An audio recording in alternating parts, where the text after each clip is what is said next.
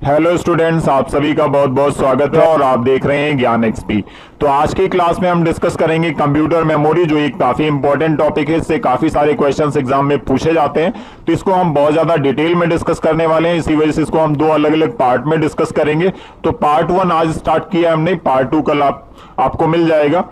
कल के वीडियो में काफी सारे क्वेश्चंस हमने पूछे थे, जिनके आंसर्स भी हम इस वीडियो में बताने वाले हैं। तो इस वीडियो को आप लास्ट तक देखते रहिएगा।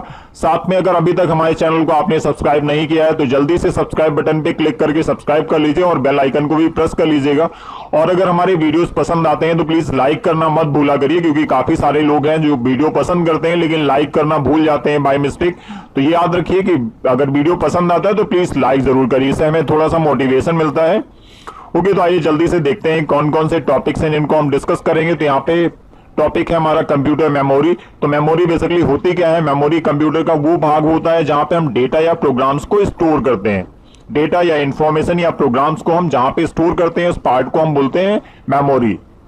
ओके, तो यहाँ पे कुछ अलग अलग टाइप्स की मेमोरी होती हैं। तो हमारे कंप्यूटर में मेन दो तरीके की मेमोरीज होती हैं। एक होती है मुख्य मेमोरी, जिसको हम मेन मेमोरी बोलते हैं, और दूसरी होती है सहायक मेमोरी, इसको हम बोलते हैं ऑक्सिलरी मेमोरी, और यहाँ पे इसको हम सेकेंडरी मेमोरी के नाम से भी जानते हैं। तो हमारे पास दो टाइप्स की मेमोरी होती है कंप्यूटर में, मेन मेमोरी और ऑक्सिलरी मेमोरी या फिर सेकेंडरी मेमोरी। तो अब यहाँ पे एक एक करके हम डिस्कस करेंगे इनको डिटेल में। उससे पहले हम मेमोरी हायरार्की देख लेते हैं। मेमोरी पदानुक्रम, जिसको हम बोलते हैं हायरार्की।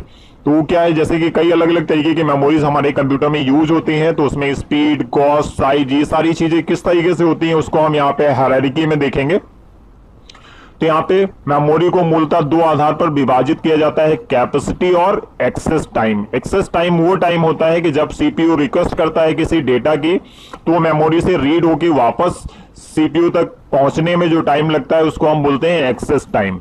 तो यहाँ पे जो हमारी मेमोरीज हैं जिनको कैटेगराइज किया गया है अलग अलग पार्ट्स में, तो वो उनको इसी बेसिस पे कैटेगराइज किया गया है, तो साइज के बेसिस पे या फिर एक्सेस टाइम के बेसिस पे। तो यहाँ पे देखिए, सबसे पहली जो मेमोरी होती है वो रजिस्टर मेमोरी होती है, और ये हमारे सीपीयू के अंदर इनबिल्ट मेमोरी होती है, जिसको हम बोलते हैं रजिस्टर। दूसरी मेमोरी होती है कैश मेमोरी, फिर मेन मेमोरी और सेकेंडरी मेमोरी। लेकिन जो मेन टाइप की मेमोरीज होती हैं वो हमने इससे पहले बताया कि मेन मेमोरी और सेकेंडरी मेमोरी या फिर ऑक्सिलरी मेमोरी, सब मेन दो टाइप के मेमोरीज होती हैं जिसकी हम बात करते हैं। लेकिन जब मेमोरी हायरार्की की बात करते हैं तो यहाँ पे हमारे पास रजिस्टर, कैश मेमोरी और मेन मेमोरी होती है। और यहाँ पे इसमें हम डिस्कस करेंगे कि ये मेमोरी किस तरीके से काम करती है, इनको इस ऑर्डर में क्यों रखा गया है। तो जैसे देखिए, यहाँ पे रजिस्टर वो मेमोरी होती है जो हमारे सीपीयू के साथ इनबिल्ड होती है, और प्लस इसकी स्पीड जो होती है बाकी अदर मेमोरी से सबसे फास्टेस्ट मेमोरी कौन सी होती है? रजिस्टर। इसके बाद कैश मेमोरी रजिस्टर से कम स्पीड होती है। उसके बाद जैसे जैसे हम नीचे आएंगे स्पीड हमारी कम होती जाएगी, मीन सबसे कम स्पीड वाली मेमोरी कौन सी है? Secondary memory. और इसका एग्जांपल क्या होता है? Hard disk, CD, DVD, pen drive, ये सब क्या है? हमारी सेकेंडरी मेमोरी। और यहाँ पे सेकेंडरी मेमोरी से थोड़ा सा ज्यादा स्पीड होती है मेन मेमोरी के, और इसका एग्जांपल है रैम और रोम।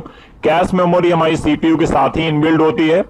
तो यहाँ पे जब हमारा कोई प्रोग्राम रन करता है, अगर उसमें किसी डेटा की नीड होती है, तो सीपीयू क्या करता है? सबसे पहले रजिस्टर्स के अंदर वो डेटा सर्च करता है। अगर वो डेटा रजिस्टर्स में नहीं है तो फिर वो कैश में सर्च करेगा, और इनकेस कैश में भी नहीं है तो वो सीपीयू भेजेगा रिक्वेस्ट मेन मेमोरी को। अगर वो इनकेस डेटा यहाँ पे भी अवेलेबल नहीं होता है तो वो सेकेंडरी मेमोरी को रिक्वेस्ट भेजता है। फिर वो डेटा यहाँ से इसी ऑर्डर में ऊपर जाएगा, पहले मेन मेमोरी में जाएगा, फिर कैश में जाएगा, फिर ये हमारा रजिस्टर्स में जाएगा, और फिर उसके बाद इसको सीपीयू प्रोसेस करता है।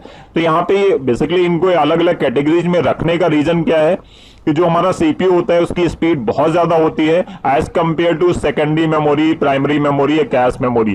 तो यहाँ पे अगर हम उसकी सीपीयू की पूरी स्पीड को यूटिलाइज करना चाहते हैं तो हमें उसी स्पीड में उसको इनपुट भी देना होगा। इसी वजह से यहाँ पे क्या होता है कि रजिस्टर्स की स्पीड जो सीपीयू की स्पीड होती है उसके इक्विवेलेंट नियर अबाउट होती है। तो जो भी सीपीयू डेटा उठाता है वो रजिस्टर से डायरेक्टली उठाता है या फिर कैश मेमोरी से भी उठाता है डायरेक्टली।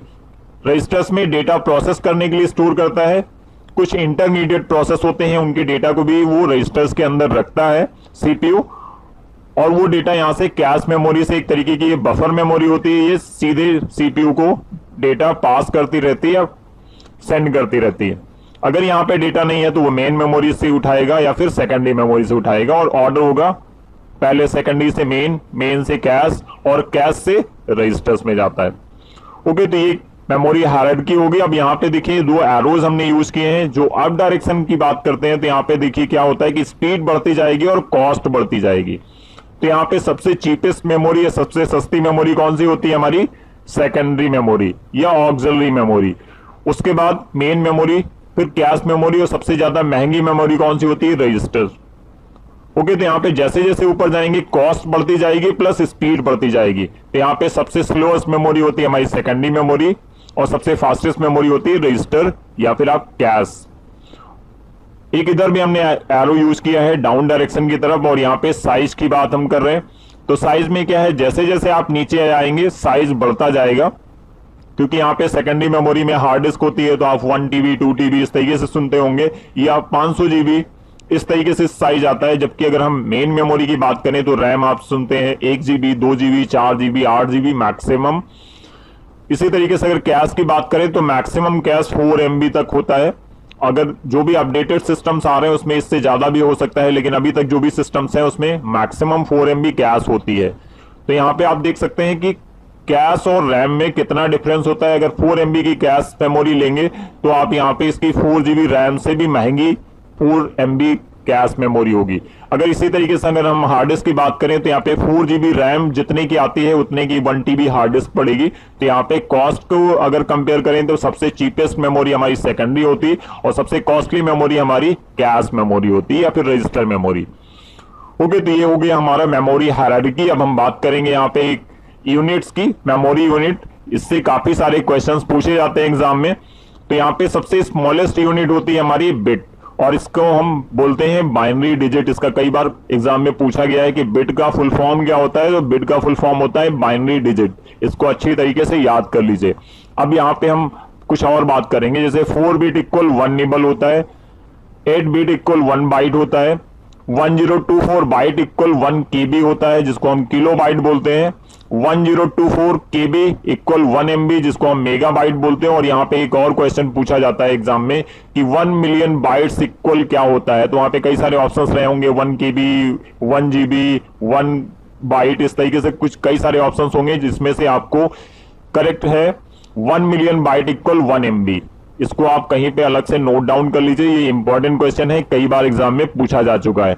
फिर यहाँ पे 1024 MB इक्वल 1 GB जिसको हम गीगाबाइट बोलते हैं, और यहाँ पे इससे रिलेटेड भी एक क्वेश्चन पूछा जाता है कि 1 बिलियन बाइट इक्वल 1 GB होता है। Okay, 1024 GB equal 1 TB, 1024 TB equal 1 PB जिसको हम पेटाबाइट बोलते हैं, 1 PB means petabyte equal 1 exabyte. फिर 1024 एक्साबाइट इक्वल 1 जीटाबाइट। फिर यहाँ पे 1024 जेटाबाइट इक्वल योटाबाइट। फिर यहाँ पे 1024 योटाबाइट इक्वल ब्रोंटोबाइट, 1 ब्रोंटोबाइट, और 1024 ब्रोंटोबाइट इक्वल 1 जियोबाइट। ये हमारा सबसे हाईएस्ट मेमोरी यूनिट होता है, जियोबाइट।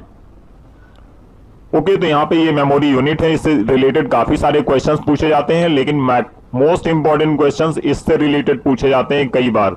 1 मिलियन 1 बिलियन, इसको आप अच्छी तरीके से नोट डाउन कर लीजिए। प्लस यहाँ पे बिट का फुल फॉर्म क्या है, बाइनरी डिजिट। ओके, आगे कुछ और टॉपिक्स हम डिस्कस करेंगे। अब हम सबसे पहले डिस्कस करेंगे प्राइमरी मेमोरी। तो हमारी सिस्टम में दो तरीके की मेमोरीज होती हैं, प्राइमरी और सेकेंडरी या फिर ऑक्सिलरी मेमोरी। तो सबसे पहले हम यहाँ पे डिस्कस कर रहे हैं प्राइमरी मेमोरी। प्राइमरी मेमोरी के भी दो अलग अलग कैटेगरीज होती हैं, रैम एंड रोम। तो यहाँ पे रैम का फुल फॉर्म होता है रैंडम एक्सेस मेमोरी, कई बार इसका फुल फॉर्म पूछ लेता है, और रोम का फुल फॉर्म होता है रीड ओनली मेमोरी। तो अब इनको एक एक करके हम आगे डिटेल में डिस्कस करने वाले हैं। तो यहाँ पे सबसे पहले हम डिस्कस करेंगे random access memory means RAM.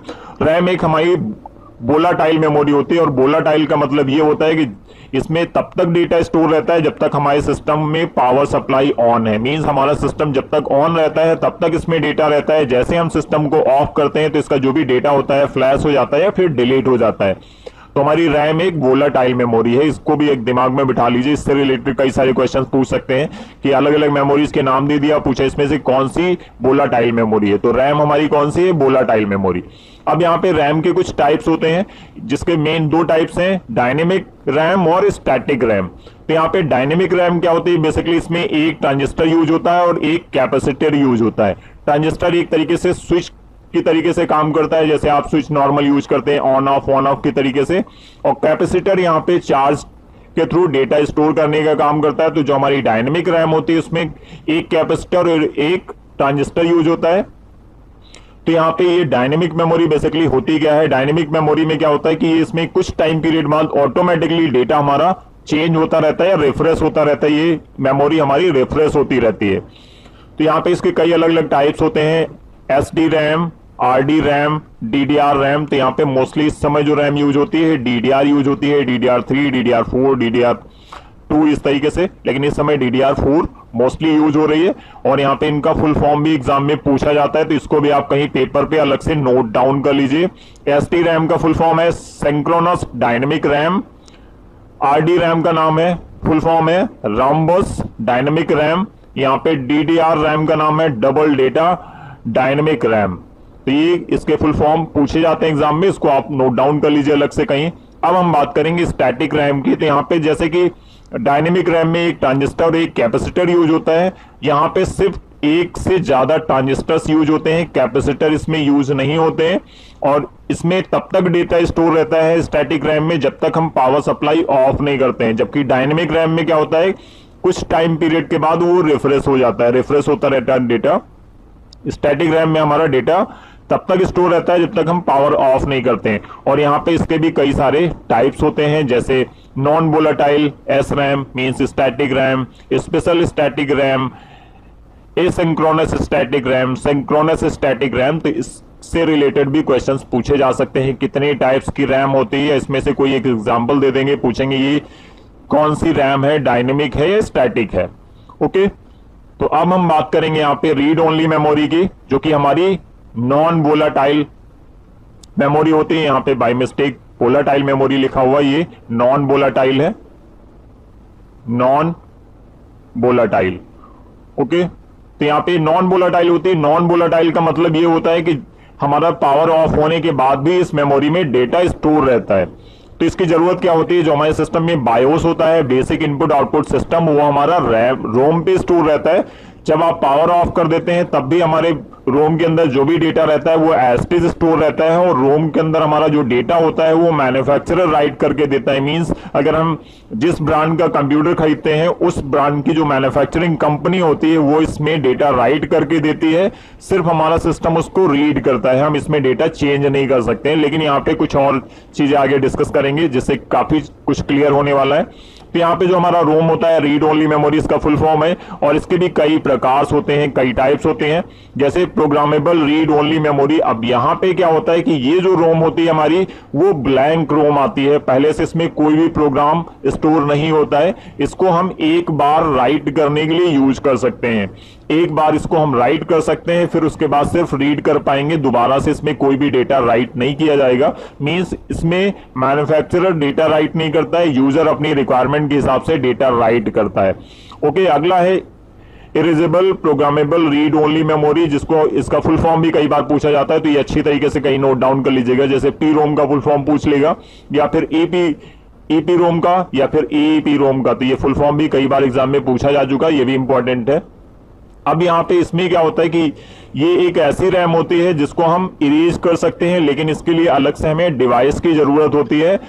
उस डिवाइस के थ्रू हम हाई वोल्टेज अप्लाई करके इसके डेटा को हम